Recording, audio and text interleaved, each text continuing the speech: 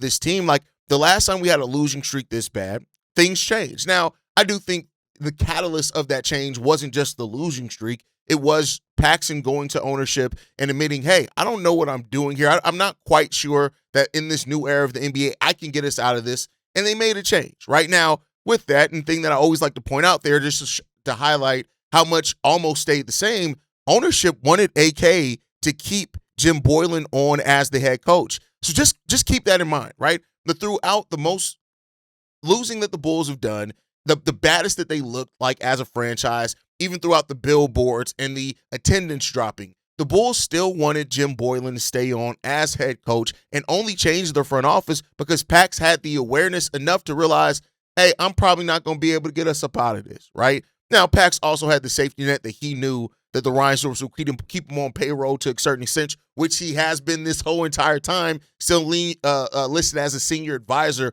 on the Chicago Bulls official staff, but it did show something, right? So that's something that I think that we have to look at first in this, is that there has to be accountability. And without that accountability, not to say that, sometimes teams luck in to correcting some of their flaws, but without accountability, it does have to just be luck when it comes down to that. And that's part of the issue here, right? This is the worst losing streak that the Chicago Bulls have been on since 2019-20. That's the first time we've lost 7 consecutive games. And that was that kind of signified, and it was the last time we had major change with this, right? Arturas Karnisovas, Mark Eversley was hired, Billy Donovan would come in as the new head coach, and some actual change happened. Now, unfortunately, that change has led us right now to being right back where we are. The thing that's really concerning about this losing streak is that only 2 of the teams that we lost to had winning records, the Magic and the Warriors. And that should make the Bulls look even harder at what these. The other 5 losses came against teams where, like the Pelicans, who just outworked the Bulls. The Hornets and Nets only have 4 wins each. The Pacers, 2 of their 5 wins came against the Chicago Bulls on the season. And then you have the Washington Wizards. Bad, right?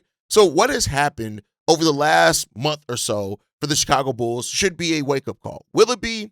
That's what remains to be seen. Now, what are some things that could go, I don't want to say right, but can go in the Bulls' favor? One, the team is getting healthier. There is hope. Will Gottlieb came out and said there is hope, that using this 4 days off, they're going to ramp up, Jalen Smith, Isaac Okoro, Trey Jones, each of the guys that have missed multiple games over the last, couple